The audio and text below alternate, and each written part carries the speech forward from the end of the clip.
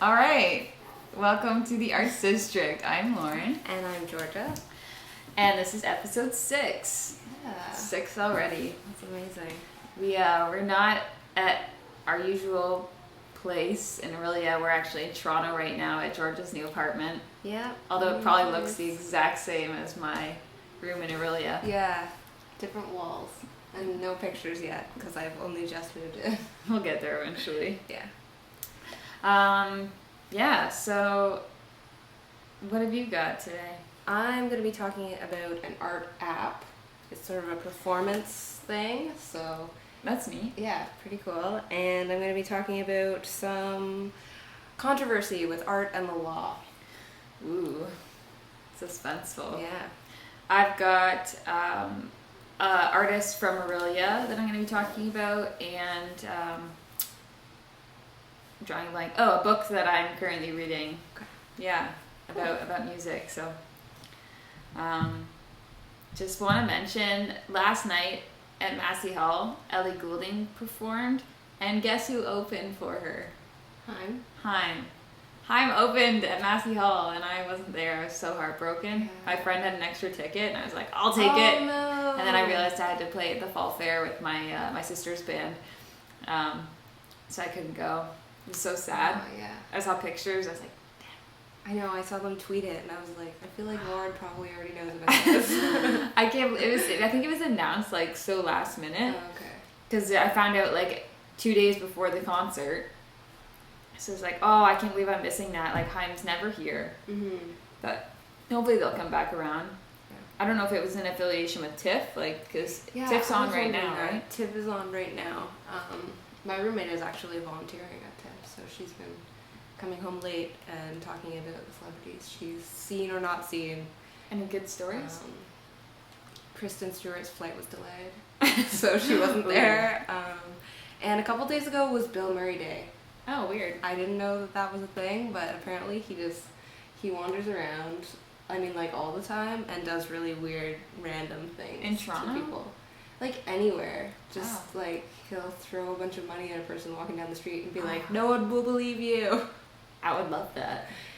Yeah, it would be awesome. Bill Plus, Murray Day. Bill Murray. So. Yeah, that's crazy. Yeah. Are you into any TIFF stuff? I don't know yet. It's still going to be on for a couple weeks. It goes Right. till the 14th, I think.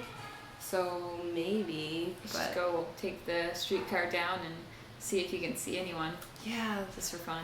yeah, I want to. I don't know. I'm scared. I haven't like taken the TTC yet. I've only just started looking at my neighborhood. So Right. If I lived in Toronto, I would have been just hanging out at Massey Hall last night, trying to see Haim. yeah. Maybe next time. Mhm. When's that Buffer Fest again? October the 17th, 18th, and 19th. Okay, so still a while. For some reason, I thought it was at the same time as TIFF, No. because I remember you saying it's at the TIFF Bell Lightbox Theater. Yeah.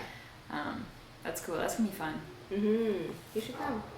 I should go. I don't know what I'm doing right then, but we'll see. Mhm. Okay, let's get started. Yeah. What do you want to start with? Let's start with one of yours again. Okay. Seems to be our format. Alright, so I'm talking about this app. It's Miranda July's app called Somebody. If you don't know Miranda July, she is an artist and filmmaker. You might know her from the film Me and You and Everybody We Know. That's hers. Is it like an indie release? Or was it? Yeah, indie releases, but they get popular enough, like you would know them. Her Hmm. stuff's on Netflix. Oh, okay. So, and she also does sort of performance art, stuff like that. In general, awesome lady. Like, and she's Miranda not July? even. Yeah. I should have actually looked her up, but she's like not even that old. I'd say she's probably in her 30s, and she's just really cool and quirky. I think you would like her movies. Yeah. They're like weird and quirky and cool. Maybe I'll check some out on Netflix tonight. Yeah, do it out.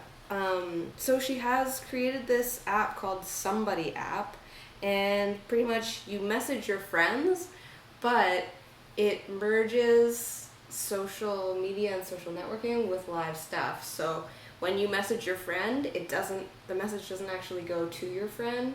It goes to the nearest person to them with Somebody app, and that person delivers the message to your friend. So, but what if your friend had it? it wouldn't go to your friend because that's who you're trying to talk to. So it's like weird, intimate messages sent by strangers. Oh, why wouldn't you just text them then? I know. It like, doesn't... Do you want somebody random to be reading these messages?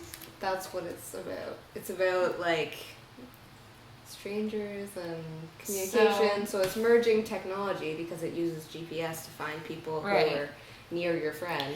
Yeah, there's a couple apps that do that sort of thing. Yeah. But that's interesting. So it must read like a contact list that you share, maybe, so that it knows that you're friends and not just some random person.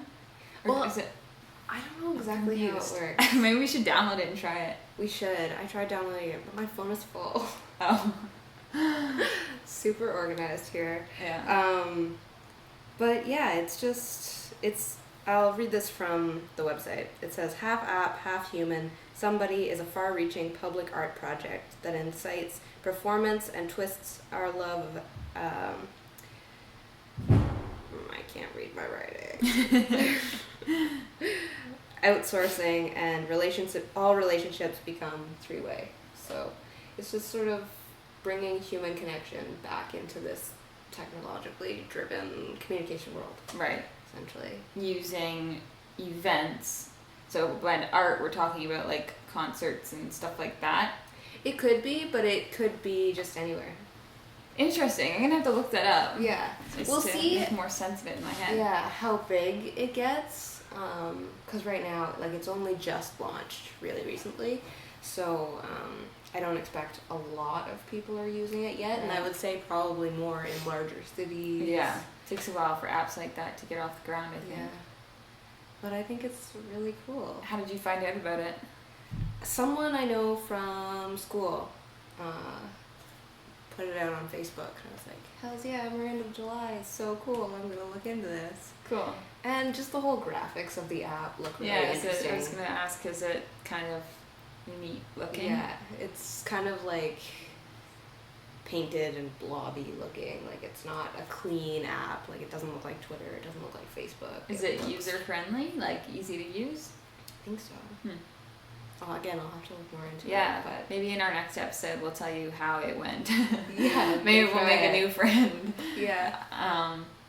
Though, I guess, see, my concern was, I've just moved to Toronto, and, like, I'm still figuring it out. I've never lived in Toronto before. And, like, I've lived in other largish cities, but not here.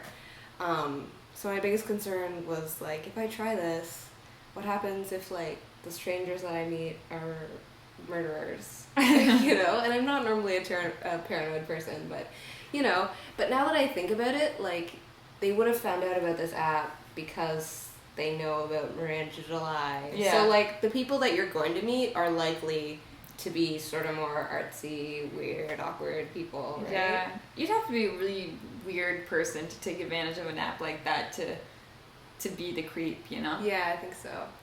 But I don't know. There's a lot of weird people out there. It's true. We'll see. If the podcast just stopped, we got murdered. Oh, no. Yeah, I'm moving to a new city, too, so I don't know. I'm definitely going to be looking around for apps that make exploring the city easier and maybe uncover some hidden gems that, you know, only the locals know about. Right. So I want to feel like a local. I think that's important, to feel comfortable in a new city, so. Good. Neat. All right. So, what have you got? So I'm going to talk about an artist from Aurelia. Her name's Kirsten Schulte, but her stage name is Kirty. And she's just, I think, like 2 years older than us. She grew up in our hometown, and she went to Humber, actually, where George is going, for music. She got a specialty in vocal performance. So I think that's kind of neat because she took a very similar route that I took, you know, being from Aurelia. You know, we both went to school for music. While she was in school, she actually formed her band, which is kind of like what I did too. And they actually recorded an EP. I think it's called What I Have Is All I Need. It came out in 2011. Was that while they were in school? I think it was kind of upon graduating. Okay. Same kind of thing that I did. made an EP like the same year I was graduating. You guys should be friends. I know, it's weird that we haven't met, and I feel kind of weird talking about her on our podcast because, you know, people that watch this might know her. Right. Yeah. And here I am being like, oh, Kirty this, Kirty that, you know. Maybe I'll meet her one day. I think that would be neat. A little collab, perhaps. Yeah. Yeah. As much. And it's weird for music because, like, we have a big, like, arts community for, like, visual art, but, like, music, the music community in Aurelia is big, but it's, like, it's still really small. Like, everybody knows each other, so it's weird that that we've never met, like, because she's only a few years older than me, and we do, like, the same music and stuff like that. I've seen her perform, actually. When they put out that EP, they played Mariposa Folk Fest. Oh, okay. Yeah, and there were posters up around town. I remember local people trying to get Kirsten into Mariposa because, you know, the whole thing about having a festival in your hometown, you should be supporting local talent. So she got into the festival, and I remember seeing her perform there. And the one thing that I, like, really remember that stuck out, I think why I remember them really well, is her bass player was like a spitting image of a young Mick Fleetwood. Like, I just kept looking at him, like, he was super tall, he had, like, the hair, and he just looked exactly like Mick Fleetwood. I wanted to go up to him and get a picture of him, but I felt kind of creepy. But it was just like, holy frig, this guy looks just like Mick Fleetwood. Yeah, I don't think he's playing with her band anymore. They went by the Fancies. That was kind of like the name of her band. Because I saw her play last year at the Brownstone, and he wasn't there. Kind of disappointed. The reason why I wanted to talk about her in the podcast this week is because I keep hearing her song Run River Run on CBC Radio 2. Like, I hear it a couple times a week. Oh, cool. Usually when I'm just walking around the house, and it's been stuck in my head for this entire week. I just keep singing it. And when I first heard her music, I'm not gonna lie, it took me a while to, like, warm up to it. I don't know if it was just, like, petty, you know, small town rivalry. I was like, oh, I wish that was me. And I just was stubborn. But I keep hearing the song, and it is really good. And she's a strong songwriter. And, you know, putting all my pettiness aside, it's like, good for you, Kirty. Way to make a name for yourself on CBC. And, you know, she had a residency at the Cameron House, which I talked about a couple episodes ago, which is Queen West, Toronto. And, yeah, she's been doing well. So, there's a music video for Run River Run. She actually won, like, a Much Fact. It's kind of like grants. Okay. So the music video was funded by Much Fact and was filmed by Ryerson students. It's a really cool video. It shows, like, a bunch of different shots of her, like, submerged in water. And she's wearing, like, this really nice gown, but it's all, like, it looks kind of like mermaid-esque in the water. And it's really neat, actually. I'm kind of wondering how they did it, because the opening shot is, like, or not the opening shot, but one of the very first ones is her sitting at this desk in, like, a room with hardwood floors. And all this water is, like, coming in on the floor. I'm like, how did they do that? Like, that would have been a pain in the butt to clean up afterwards. Exactly. Tons of water. And, like, leaking. And damage. Yeah, like, I'm interested in knowing. I have to figure that out somehow. She put out her first, like, full length. So in 2011, you had the EP. In 2012, she put out her first full length record. It was called All I Really Know, and that's what Run River Run is on. It was recorded in Toronto, in Liberty Village at the Lincoln County Social Club, which is a recording studio. I had to look it up because I'd never heard of it before. I'm like, is this just like a room that they recorded kind of live off the floor in? Or, I don't know, it's a legit recording studio.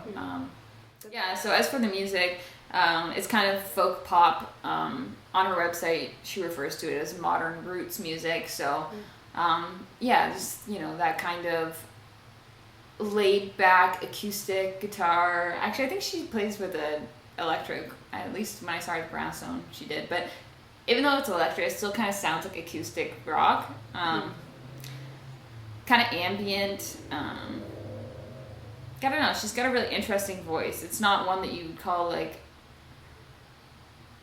well, I don't know how to describe it. It's not like anything I've heard before, but it's good.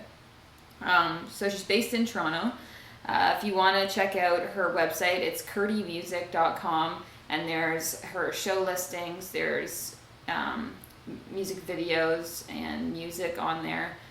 There's photos and links for contact if you want to reach out. So that's Kirty. I think we'll probably slip in Run River Run, a section of it, just because it's been in my head so much this week. And so let's check it out. Supporting local music. This is Run River Run.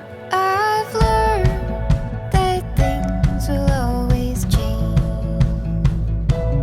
I've learned that things will always change.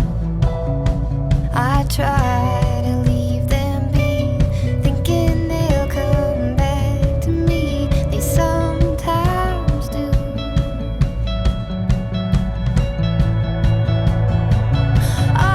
Oh, when I'm gone, will I be lonely like I thought?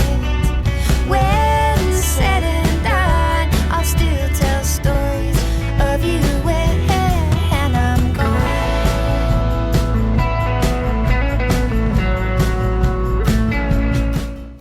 All right, so that was Run River Run. If you live in Toronto or you come to the city frequently, she's playing Thursday, September 18th at Tattoo on Queen West. So if you want to check her out, Yeah. you should go and see her. And then reminisce about Aurelia. Yeah, and tell her about our podcast. Yeah. Like we were talking about you. Yeah. Yeah. Just be real creepy like Yeah. that. Alright. So up next, I wanted to talk about some art and law issues. There's a really big street artist who mainly works in Paris but has painted around the world, who is being fined by the Paris Transport Authority. Like, That sounds like a band name. yeah, it should be. But no, they're the bad guys in this story because they're fining him 1,800 euros. Wow. So this guy's name is Thomas Ville, but he goes by Monsieur Chat or Mr. Cat. And I don't know, you might recognize him, but maybe I'll put one in somewhere. But he does these murals of this big orange cat. Like It's the kinda Cheshire, or is the Cheshire Cat purple? The Cheshire Cat's purple. Oh. But this is like his own thing. I thought of Homer Simpson when I immediately saw them because they're like that sort of yellowy orange color. Right. And it's this sort of like happy, chubby cat. And they're super cartoony, but he does them everywhere, like around the world. And I'd say they're usually like, I don't know, 8 feet tall or something. Like they're this big, flat style image cat that's just chilling, sometimes doing stuff. So he painted one in a subway station in Paris that was being renovated, and he just thought, you know, why not? He's painting them outdoors other places and never had any trouble, but all of a sudden the Paris Transit Authority got really pissed and decided to fine him, even though they were planning on tiling over where he painted. Say, just put white paint on it. Yeah, they were like, he knew too, like it was just a gray wall that they were gonna tile right over, but they decided to get all pissy about it. It would have been so much cooler if they had tiled over it, and then it's kind of like this secret image. Yeah, exactly. And like 100 years in the future, Yeah. someone would like take a tile off and they'd see like this cat eye or something. Yeah, totally. It's like in old cities when they discover like mosaics underneath buildings. So cool. I love that stuff. It's so neat. So poor Mr. Cat. Yeah, poor street artist. Yeah, so there's actually been a documentary made about him. Like, he's the big time. So this documentary was made in 2004, and it's called The Case of the Grinning Cat, if you want to check it out. And there's actually a petition to drop the fine, and it's in French, but I looked at it, I signed it. So I'll put the link to that. Just throw it in a translator if you really want to read it. Yeah, just Google Translate the page. But, I used to do that all the time. yeah. It's like broken English, like It's like it makes sense kind of, but it's not right at all. yeah. Yeah, I don't know. From our like public school French days, I could pick up enough that I was like, yes, this is actually the thing that I'm looking for. Right. So yeah, what do you think about like graffiti or street art? And I think that as long as it's not offensive, why not? It adds a lot of color, and most of the time graffiti artists are super talented. Like exactly, like people that aren't, just don't touch the spray paint can. Like I never have the urge to do graffiti because I wouldn't, like, there's a serious, that's an art form. Like you gotta know certain things. Like I used to see it. I would take the GO train into Toronto for work every day, and I'd pass this stretch where it was just like graffiti on either side, and it was beautiful stuff, like super vibrant, really neat images, like things I would never think of painting. right? But yeah, like if it's not offending anybody and it doesn't look junky, Exactly. then why not? It's just a mural. There's murals everywhere. Like some murals are super famous, like those frescoes in like Italy or whatever. I remember studying once. Like that could be that in you know, thousands of years or whatever. So those were mostly commissioned as opposed to someone just deciding to do a fresco. Yeah. So frescoes are actually done really quickly as well, like kind of in the style of spray paint. It's a fast thing because fresco is actually pigment in plaster, so you have to do it before the plaster dries.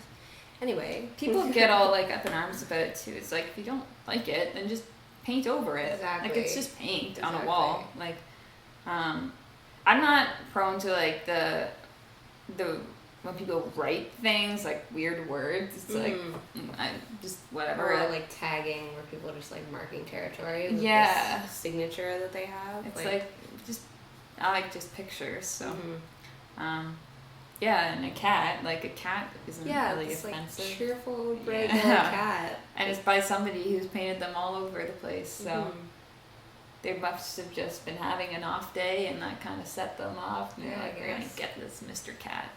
So step off, Paris Transit Authority. The Paris Transit Authority. Anyways. Yeah, that's all I have about that. What was the name of the movie again? It's called The Case of the Grinning Cat. It's from Neat. 2004. Yeah. Have you seen it? Not yet. I'd like to see it. Yeah. I wonder how long it is. Just Just look like it up. following him around, kind of a day in the life of, or Hopefully. Often they like chat with them. There's a really good documentary called Exit Through the Gift Shop, and it's kind of about Banksy, but it's through the eyes of another street artist, like, or a guy getting into street art and getting into crowds of street artists and stuff, but they talk to Banksy and look at Banksy work and stuff. So all those documentaries are so cool. yeah. Documentaries in general are usually pretty interesting. Yeah. This guy though, is he only known for the cat stuff? I mean, his name kind of gives it away, but like, does he paint anything else other than cats? As far as I know, he's Just the cat cats. guy. I wonder if he has a lot of cats. Well, if he's traveling the world, how could he? It's true. Maybe he really wants a cat. Maybe it's like based off of a childhood cat he had, or Oh, maybe. Yeah. like an imaginary friend kind of thing. Mm-hmm. I don't know. We'll have to watch the documentary. Yes, it's all in there. Yeah. Okay, so I'm going to talk about a book that I'm reading now, which will kind of segue into another movie thing. Okay. The book I'm reading is called The Mayor of MacDougal Street. I got it for my birthday this year. I actually found out about it.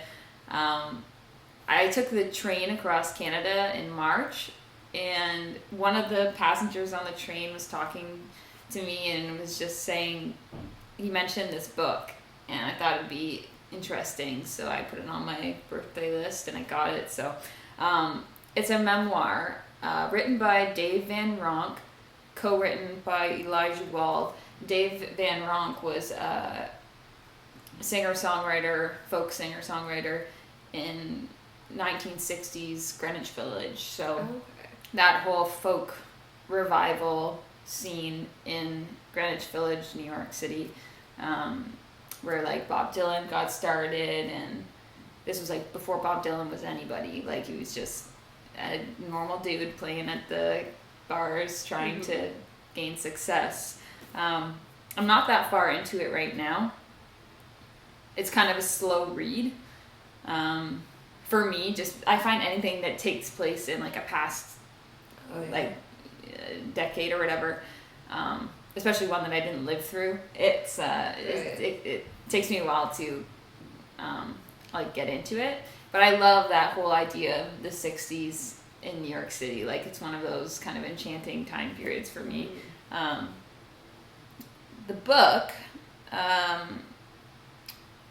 was actually the inspiration, sort of, for the Coen Brothers film that came out last year called Inside Llewyn Davis. Have you seen it? Okay, I haven't seen it. It's like sitting on my laptop waiting for me to watch. It's really good. I saw it in theaters. I didn't really know what it was going to be about because I hadn't seen any trailers for it, and Adam one day was like, let's go see this movie, so we went and saw it, and it was really interesting. The Coen Brothers make interesting films. Yeah. They're always pretty memorable, and this one in particular is interesting because it doesn't really have a plot. It's a week in the life of Llewyn Davis, who is this struggling folk singer in the early 1960s in New York City. And the characters, it's not directly based on Dave Van Ronk. The Coen Brothers kind of used Dave Van Ronk in this memoir, and Jack Elliott, who was another musician, like the whole Washington Square Park musicians that would go there and hang out, and it was really big in the 60s, just, you know. So they kind of based Llewyn Davis on like an amalgamation. Yeah. So I think that's kind of interesting. But there's things in the movie that are exactly like Dave Van Ronk. Like Llewyn Davis he puts out an album, and the cover of the album is like exactly a replica of a Dave Van Ronk album. Right. So yeah, that's kind of neat.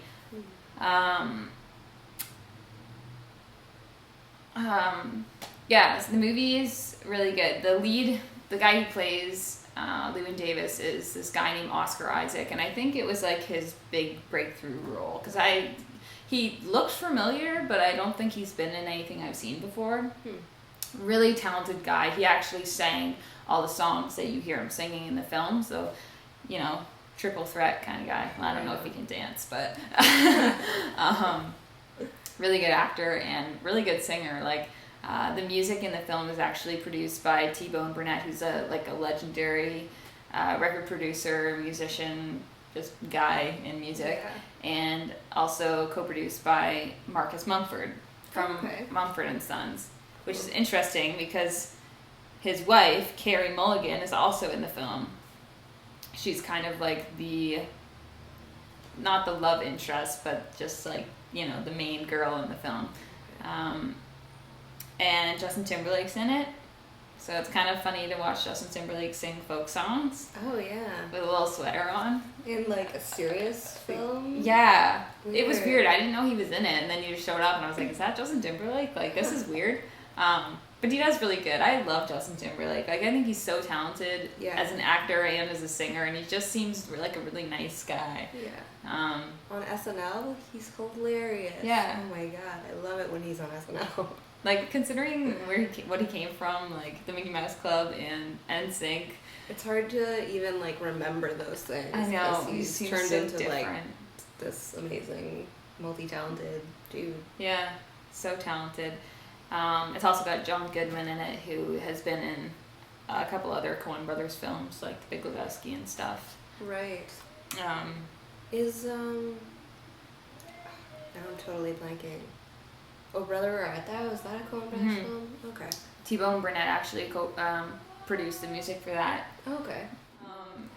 I haven't seen Oh Brother, Where Art Thou in years, but I remember loving the soundtrack. It had it's so this good. really good song that like George Clooney sings, and I am in a constant sorrow. Yeah. I just thought it was such a good song. Yeah. And I would listen to it on my MP3 player like again and again and again.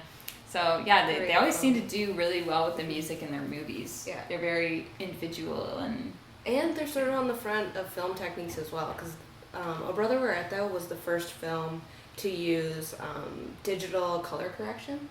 So really? It used to be done through the processing of the film that you would get different color qualities, but they added digitally the sort of sepia tone that you see throughout the entire film. Yeah. And that was the first film to do anything like that. So I should watch that movie again. me It's a good too. movie. It's so good. We watched it so much when I was young. Yeah. Like we had it on VHS because pre-DVD days. Yeah. But we watched it a lot. I think my sister has a copy of it. Nice. But yeah, they do have a very individual style of Mm-hmm. making movies, kind of like Wes Anderson. All Wes Anderson films Yeah. have that kind of weird, Yeah. like, I don't know how you describe it because I don't know much about like filmmaking, but like Mhm. his shots are like very abrupt and like the changes and Yeah, I think just everybody's got their own style. Yeah. Well, not always. Like a lot of rom-coms sort of just follow generic Yeah. rom-com, but like there are some directors like Wes Anderson and like the Coen Brothers and I don't know, Baz Luhrmann. yeah, Baz that Luhrmann's have, another like, big one. Super distinct Styles. Yeah, it's Sometimes it's even just the tone, because I would say Miranda July has a distinct style too. That's like the tone. I don't know how much like the appearance, because I'd say Wes Anderson has a very distinct like even just appearance before you even get to anyone talking or yeah, anything. yeah.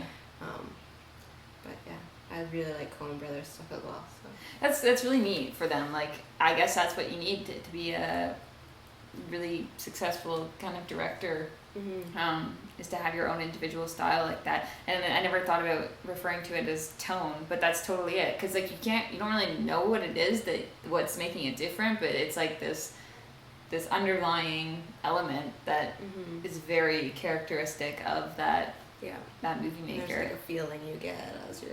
Yeah. Just puts you in that distinct mood, right? Like, Yeah. Yeah. Legendary. Cool. That's neat. But there's the same stuff with music, right? Like you have to have your own. Yeah, like thing. every producer is different, and Right. you know. It's interesting how that can like trickle down, right? Like if you start with this raw thing, like a musician, well, I guess Like they a have their idea. own style, and then the producer has their own style, and then it all like comes together. But you can still see distinct. And something that evolves over time too. Like when I was working on my first EP, I put all of my faith in the producer because I kind of hear what I want in my head, but I don't know how to make it become that. I just basically said, you mold it, you shape it into whatever you hear. Like I believe in your idea and stuff like that. But now, if I was to make a record, I would want to wear the producer hat and just try and figure things out, how to make sounds, and you know, listening to it again and again and again to figure out what goes where and where things should be added in, and it's like putting a puzzle together. So it's interesting. Yeah. You know, you develop a style. It's not something that you just have. I mean, maybe for some people it's like that, but I think for the majority it's something that you develop. Anyways, that got really sidetracked. Yeah, it did. But that's good. I liked it though. Yeah, which worked out because I think that was all I had left to say about that. Yeah, there's a website. I can't believe I didn't write it down because I was on the website. I think I sent you the link. Okay, so we'll put it. Yeah, it might just be inside LewynDavisMovie.com, so you can read about the film. And yeah, I suggest watching it if you like that whole time period for music, early 60s folk music, especially in Greenwich Village. Like it was such. I guess that's something I should mention about the film. The film is very gray. Like the colors in it are very like Muted? Yeah, muted. And it kind of, when you finish watching it, you feel sad, like kind of melancholy. Like it's just, because nothing really happens, like there's no plot. You're just kind of watching this guy struggling to be a musician. And yeah, you just feel bad for him. But that's not what that time period was like. I mean, for some people, it might have been really hard, and, you know, the world might have looked gray to them, but from all the other things I've read about the 60s music scene in New York City was that it was this colorful, like just like vibrant place, and there was a lot of competition. Like a lot of people were picking up instruments and writing songs or playing old folk songs and trying to be successful in music, and there was a lot of like weird romance stories, and you know, it was a really interesting time for kind of breaking out of that mold of the 50s, and kind of moving into something very different. And that was the whole beginning of it. So I think that's why I find it really interesting, is you had all these young people trying to make a change, and and really stepping out and being individuals. So if you like that sort of thing, you'd probably really enjoy the film too. Even if you don't like music, like, it's just an interesting film to watch because of the style, and the actors are really good in it. Like, they did a really good job. So yeah, that's Inside Llewyn Davis. Came out last year. Cool, I'm gonna check it out. I think that's all I have. Yeah, that's all I've got for this week. Let's wrap up episode 6. Thanks for watching. Bye. Bye.